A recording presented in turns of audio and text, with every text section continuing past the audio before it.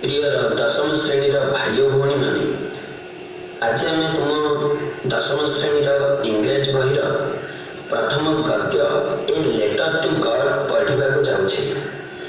यही गद्यर लेखक होती J.N. फ्लुइटेज जहाँकर पूरा नाम ग्रेगोरियो लोपेज फ्लुइटेज। से 1895 मसीह जन्मग्रहण करते और 1966 मसीह मृत्युवरण करते। से मेक्सिको रे जन्मग्रहण करते। से जने मेक्सिकान नोवेलिस्ट बा मेक्सिकोर जने औपन्यासिक थिले। ता सहित से जने कवि लेखक सांबादिक मध्य थिले। जेतेबेले तांकर बयस 15 वर्ष होइतिला सेही दिन ठाରୁ से लेखा कार्य आरंभ करथिले। 1935 मसीहारे तांको the National Prize of Arts and Science तरफରୁ पुरस्कृत करा जायतिला। एही पाठरे आमे पढिबा जे लेंचो नामक एक कृषक किपरि तार शस्य क्षति हेबा फଳରେ भगवान ठारे विश्वास और भरोसा रखी एक चिठी भगवान निकट को पठाई। ताले चलतु पढ़ा ये पाठरे जे भगवान कौन से चिठी पाइले और चिठीर प्रत्युत्तर भगवान तांको कौन सहायता कले। चलतु ए विषयटी पढ़ा। यह आम संपूर्ण ओडिया माध्यम ही पढ़ा। कह जाए विश्वास लोक माने कहती विश्वास पर्वत को घुचाई दे पारे। चलतु विषयटी को पढ़ा। संपूर्ण उपत्यकार थिबा एकमात्र घर गोटे निम्न पहाड़र शीर्ष देश अवस्थित थिला। एही शीर्ष स्थान निम्न प्रवाहित नदी और एक उत्तम अमलर प्रतिश्रुति वहन करुथिबा पाचिला शस्य क्षेत्र को जे कि सहजरे देखि पारुथिला। पृथ्वी पई केवल दरकार हेउथिला एक वर्षण बा अति कम रे एक वृष्टि। सकाल सारा कृषक लेंचो जे कि निजर शेष खेत गुड़ी को अति निकट जानिथिला। केवल वर्षा पाई उत्तर पूर्व आकाश को चाहि रहबा छड़ा अन्य किछि करि नथिला। लेंचो कहिला एबे आम्ही माने प्रकृति रे किछि जल पाइबो। ता स्त्री को संबोधन करी से यही कथा कहिला। संध्या भोजन प्रस्तुत करुथिबा महिला जनक उत्तर देले हाँ ईश्वर चाहिए वर्षा पाइबा। सेतेबेले वयस्क बालक माने खेतरे कार्य करुथिले और छोट बालक माने घर पाखरे खेलुथिबा बेले महिला जनक समस्त को डाक पकाइले रात्रि भोजन पई आस। रात्रि भोजन खाउथिबा बेले कृषक लेंचर पूर्वानुमान अनुसार बड़ बड़ वर्षा टोपा पड़ाक आरंभ कला। उत्तर पूर्व दिगर विशाल पर्वत श्रेणी पछपटू मेघ बा वर्षा माड़ी आसुथिबार देखागला। पवन सतेज और मधुर थिला। निज शरीर उपरे पतित वर्षार श्रीहरणमय आनंद अनुभव करबा पई लेंचो घर बाहरी आसिला।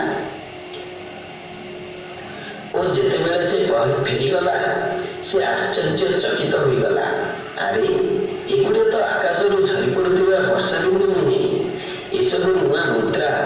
बड़ बड़ वर्षा बिंदु गुड़िक 10 सेंट और क्षुद्र बिंदु गुड़िक 5 सेंट मुद्रा। एक संतोषर एक अभिव्यक्ति सह लेंचो को लागुथिला सते जेपरि फूल सह पाचिला शस्य क्षेत्र वर्षार एक परदारे आवृत रहिथिला। किंतु हठात एक शक्तिशाली पवन बहिबाकू लागिला। वर्षा सह अति बड़ बड़ कुआपथर पड़ाक आरंभ कला। एही कुआपथर सब प्रकृତରେ नुआ रूपा मुद्रा भଳି देखा जाउथिला। वर्षारे बाहरी आसी बालक माने बरफर मुक्ता बा कुआपथर खंड गुड़िक संग्रह करबा पई दौड़ी आसिले। लेंचो आश्चर्य होई कहिला एबे प्रकृତରେ यह खराब होउची। मु आशा करूची एई कुआपथर वृष्टि शीघ्र दूरे जाऊ। किंतु कुआपथर वर्षण शीघ्र अदृश्य होला नहीं। घंटाए पर्यंत घर बगीचा पहाड़ पार्श्व संपूर्ण उपत्यका उपरे कुआपथर बर्षिला। क्षेत्रटी लुणरे घोड़ेई होला भଳି धड़ा हो जाउथिला। गछ गुड़िकरे गोटिए पत्र मध्य रहिला नहीं। शस्य संपूर्ण उजुड़ी गला। उद्भिद गुड़िकर फूल सबू झरी पड़ा। लेंचर हृदय दुखरे भरीगला। झड़ अपसरी जावा परे खेतर मझिरे ठिया हुई कृषक लेंच निज पुओ मानक कहिला, पंगपाल दल हुए तो पाचिला फसल किछि छाड़ी जाइथान्ते, किंतु कुआपथर किछि रखी नहीं। ए वर्ष आम्भेमाने आदौ शस्य पाइबा नहीं। ताहा एक दुखद राति थिला। आम्भर समस्त कार्य बेकार होई गला। केही नाहंती जे आमको साहाय्य करि परिबे। आम्भेमाने समस्ते ए वर्ष भोकिला रहिबा, एहा लिंच कहिला। किंतु उपत्यका मझिरे थिबा सेही निसंग एकुटिया घरे रहुथिबा लोकमानक हृदय एकमात्र आशार किरण झलसी उठिला। यह थिला ईश्वरଙ୍କ ठाରୁ ସାହାଯ୍ୟ ପ୍ରାପ୍ତି। ବ୍ୟଥିତ ବା ବିଚଳିତ ହୁଅ ନାହିଁ। ଯଦିଓ ଏହା ଏକ ସମ୍ପୂର୍ଣ୍ଣ କ୍ଷତି ଭଳି ଜଣାପଡ଼ୁଛି, ମନେ ରଖ କେହି କ୍ଷୁଧା ବା ଭୋକରେ ମରନ୍ତି ନାହିଁ। ଲୋକମାନେ କହିଥାନ୍ତି କେହି ଭୋକରେ ମରନ୍ତି ନାହିଁ।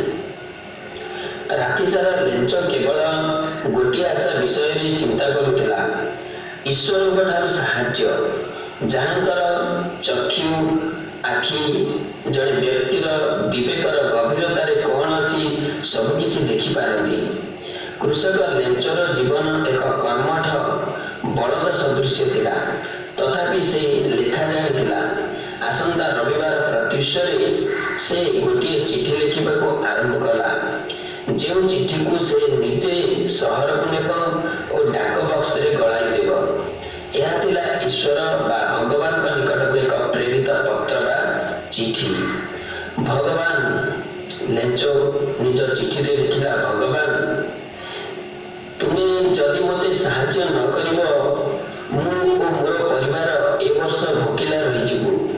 ମୋ କ୍ଷେତରେ ମଞ୍ଜି ବୁଣିବା ପାଇଁ ଓ ଜମିରୁ ଶସ୍ୟ ଅମଳ ନ ହେବା ପର୍ଯ୍ୟନ୍ତ ମୋତେ 100 ପେସୋ ଦରକାର, କାରଣ କୁଆପଥର। ଏହା କହି ଲେଞ୍ଚ ଦୁଃଖ ଅନୁଭବ କରିବାକୁ ଲାଗିଲା। ଲଫାଫା ଉପରେ ଈଶ୍ୱରଙ୍କ ନିକଟକୁ ଟୁ ଗଡ୍ ଲେଖିଦେଇ ଭିତରେ ଚିଠିଟିକୁ ପୁରାଇଲା ଏବଂ ତଥାପି ବିଚଳିତ ମନରେ ସହରକୁ ଗଲା। ଡାକ କାର୍ଯ୍ୟାଳୟରେ ସେ ଚିଠି ଉପରେ ଗୋଟିଏ ଡାକ ଟିକେଟ ମାଗିଲା ଏବଂ ମାରିଲା ଓ ଡାକ ବାକ୍ସ ଭିତରେ ଚିଠିଟିକୁ ପୁରାଇ ଦେଲା। ଡାକଘରର ଜଣେ କର୍ମଚାରୀ, ଯିଏକି ଜଣେ ଡାକ ପିଅନ ଥିଲେ ଓ ଡାକଘରେ ମଧ୍ୟ କାର୍ଯ୍ୟ କରୁଥିଲେ, ନିଜର ଉପରିସ୍ଥ ଅଫିସରଙ୍କ ପାଖକୁ ହସି ହସି ଗଲେ ଓ ଲେଞ୍ଚର ଈଶ୍ୱରଙ୍କ ନିକଟକୁ ପତ୍ର ଚିଠିଟି ତାକୁ ଦେଖାଇଲେ। ଡାକ ପିଅନ ନିଜ ଚାକିରି କାଳରେ ଏଭଳି ଠିକଣା ଈଶ୍ୱରଙ୍କର ଜାଣିନଥିଲେ। ଚିଠିଟି ଦେଖି ପୋଷ୍ଟମାଷ୍ଟର, ଯିଏ ଜଣେ ମୋଟା ଓ ମେଳାପୀ ବ୍ୟକ୍ତି ଥିଲେ, ହଠାତ୍ ହସି ଉଠିଲେ। କିନ୍ତୁ ହଠାତ୍ ସେ ଗମ୍ଭୀର ହୋଇ ପଡ଼ିଲେ ଓ ନିଜର ଡେସ୍କ ଉପରେ ଚିଠିଟି ଟିପ୍ ଟିପ୍ ଶବ୍ଦ କରି ମନ୍ତବ୍ୟ ଦେଲେ, କି ବିଶ୍ୱାସ! ଏହି ଚିଠି ଲେଖିଥିବା ଲୋକର ବିଶ୍ୱାସ ଭଳି ମୋର ବିଶ୍ୱାସ ଥାନ୍ତା କି? ଈଶ୍ୱରଙ୍କ ସମ୍ବୋଧନରୁ ଚିଠିଟି ଆରମ୍ଭ। ଈଶ୍ୱରଙ୍କ ଠାରେ ଲେଞ୍ଚର ବିଶ୍ୱାସ ନ ଦୋହଲାଇ ଦେବା ପାଇଁ ପୋଷ୍ଟମାଷ୍ଟର ଏକ ଉପାୟ ଚିନ୍ତା କଲେ। ତାହା ଥିଲା ଚିଠିର ଉତ୍ତର ଦେବା। ସେ ଯେତେବେଳେ ଲଫାଫା ଖୋଲିଲେ, ଏହା ସ୍ପଷ୍ଟ ହେଲା ଯେ ଚିଠିରେ ଲେଞ୍ଚ ଈଶ୍ୱରଙ୍କ ଠାରେ କରିଥିବା ନିବେଦନ ବା ପ୍ରାର୍ଥନା ମଙ୍ଗଳ କାଳି ଓ କଲମ ଠାରୁ ଅଧିକ ଥିଲା। କିନ୍ତୁ ପୋଷ୍ଟମାଷ୍ଟର ନିଜର ପ୍ରତିଜ୍ଞାରେ ଅଟଳ ରହିଲେ। ତେଣୁ ସେ ନିଜର କର୍ମଚାରୀମାନଙ୍କ ଠାରୁ କିଛି ଟଙ୍କା ମାଗିଲେ। ସେ ନିଜେ ଦରମାର କିଛି ଅଂଶ ଦେଲେ ଏବଂ ଏପରିକି ତାଙ୍କର ଅନେକ ବନ୍ଧୁ ଦାନ କରିବାର ପୁଣ୍ୟ ଗୁଣ ପାଇଁ ମଧ୍ୟ ଅର୍ଥ ଦାନ କଲେ।